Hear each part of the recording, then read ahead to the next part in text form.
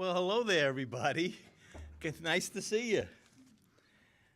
Let me just tell you a little bit about Chris Brown. Life Achievement Award. Chris is the best of the best. Witty, smart, good-looking, very, very good-looking. The most talented lighting exec that ever lived. Chris, I can't read your writing here. Can you? What else do you want me to say? Let me tell you about Chris. Can I do it in my own? Forget about it. Let me tell you in my own words what Chris Brown is all about, you know? You know what we call him in the industry? Chicken Little. Chicken Little. 10 years ago, the sky was falling. I mean, everything was going wrong. He said, I was in the lighting business yesterday. Now I'm in the semiconductor business. He had no faith whatsoever in the business. He talked about it. He said, Todd, you ever hear of a word called disintermediation? I couldn't even. I had to look it up. He says, all the manufacturers, they're all going to go direct. I'm going to lose all my business. And he gets hysterical, okay? So let me just tell you, it took me about 2 years to train him and to make sure he understood that it isn't a terrible thing. And what does he do? He changes Illumageddon to Illumatunity. I said it right. It took a while. Illumatunity. Now all of a sudden everything is great. Illumatunity. And lighting is a great thing to be in, right? Isn't that true now? Well, you see, Chris, he always starts off with the downtrodden, with the helpless, with the losers, you know? That's the way he always starts. He's a Mets fan, what can I tell you? And a Jets fan. He's a great golfer, though. You got to give him credit for being a great golfer. But you know, Chris, you got to lose the hole-in-one story. I'm telling you, it's getting a little monotonous. I don't believe it's true, and I'm going to check with Dee Dee later. I think she's thrown that ball out that you've got it encased in gold or whatever. He hits a hole-in-one, was it 260-yard par 3 in Waikiki? 9 yards, okay. See, you got a minute? He wants to tell the story again, okay? Talking about telling stories, okay? Chris is, I remember one time having lunch with him at Waikiki, and I had to ask him a question because he seemed so happy, and I wanted to say, Chris, you know, you've been in the business a while. You know, your father and your grandfather started Wiedenbach Brown way back when. I actually called on his father back in the late 60s, you know, in New York when Wiedenbach Brown was back down there. And I said, just tell me, when was the happiest time in your life? When did everything come together? When did you feel like everything was kind of paying off? And he said, you know, that's a tough question.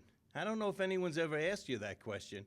And he said, you know, when my kids were born, when I met Dee Dee, yeah, those were great times. He said, tell you the truth, Attardi, right now is the happiest time in my life. And when you think about it, that's really a pretty important time to think about when all the things in your life come together, and it's right now. And I'll close by saying a quote from a president, one of your favorites, Teddy Roosevelt. Roosevelt said that it's not the critic that counts. It's not the one who points out how the strong man could have done it better. The credit belongs to the one in the arena while daring greatly. There's no one I know in this industry that dared more greatly than Chris Brown. He's a doer. He accomplished an awful lot in his years with the business. And you know something? I think 10 years from now, I'm going to ask Chris, what's the happiest time in your life? And you know what he's going to say? Right now. So let me introduce one of the real pioneers in this industry and one of my closest friends, Chris Brown.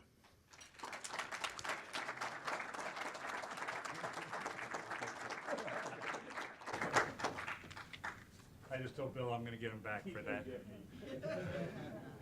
First, I want to thank Randy and the committee and congratulate my fellow awardees here for being part of this great night. You know, supposedly I retired at the end of December last year.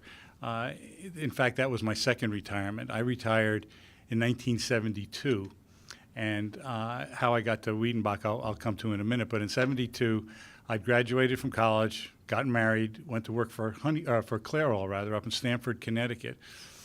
I'm 23 years old, and one day there was a meeting in the office about financial planning, and particularly about retirement planning.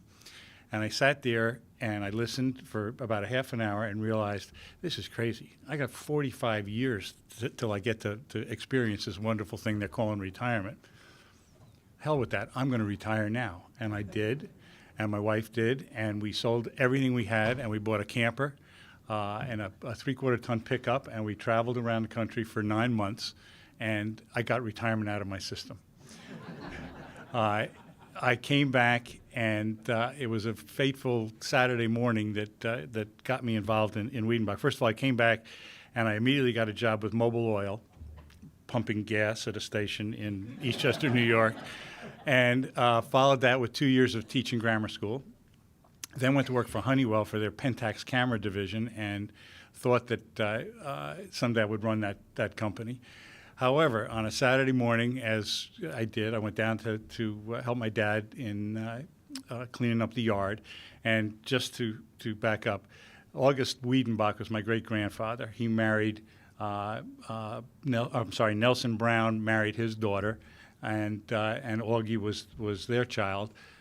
Betsy and I, Betsy, raise your hand, please. Betsy and I are fourth generation, or we're fourth generation owners of Wiedenbach Brown. Anyway, 70. So come back.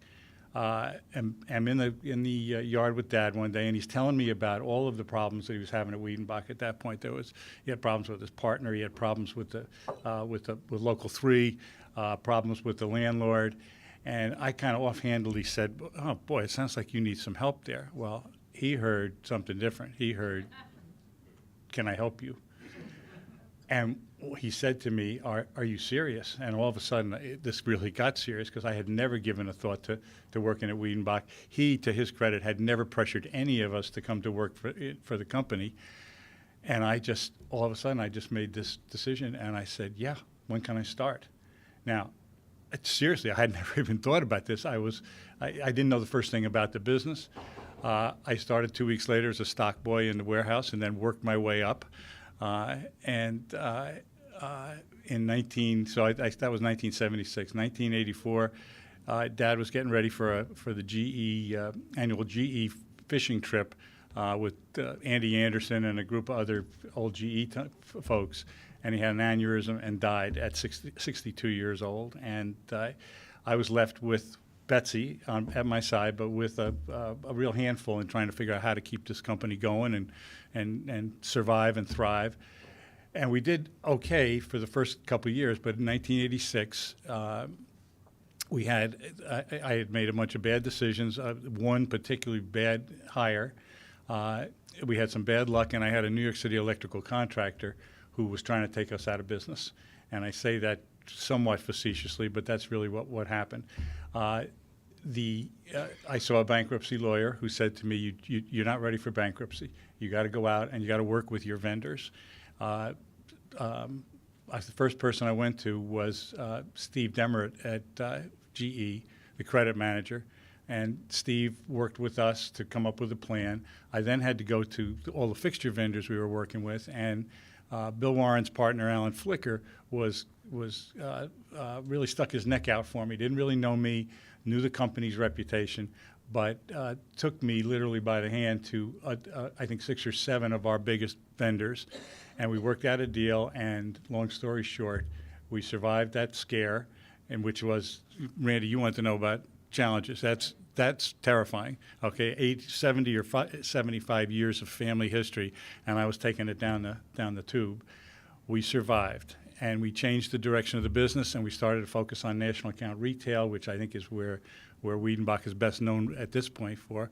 By the 1990s, we were flying high. We had a great head start on most everybody else in the national account business.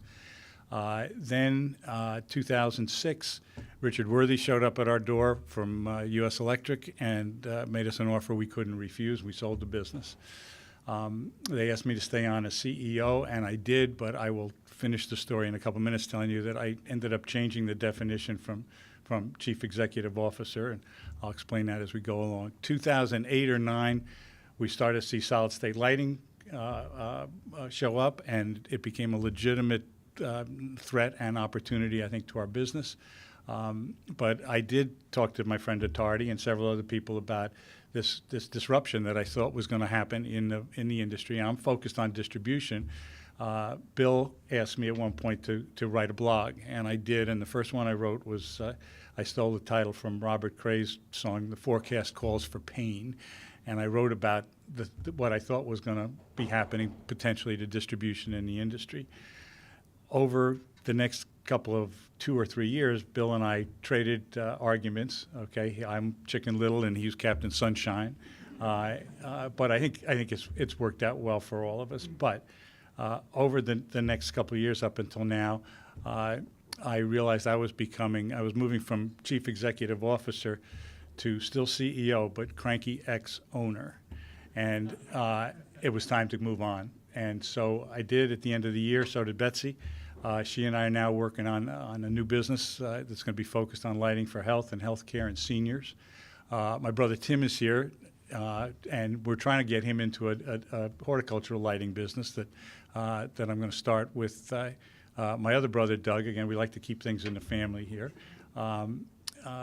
There is tomorrow, Aspen Technology is going to be introducing a product called PCLC, which is Bill Warren and mine and Jim Benya and Joel Snook's contribution to the control industry, and we've been working on that for 5 years. But that's going to be shown, and very shortly we're going to announce an alliance with a DC power distribution company, and I think some great opportunities there for lighting, first of all, but for microgrid and other kinds of solutions. So much for retiring. Again, I did that years ago. I got another 10 years, and I hope I will really feel that I've earned this award in the next 10 years. Thank you.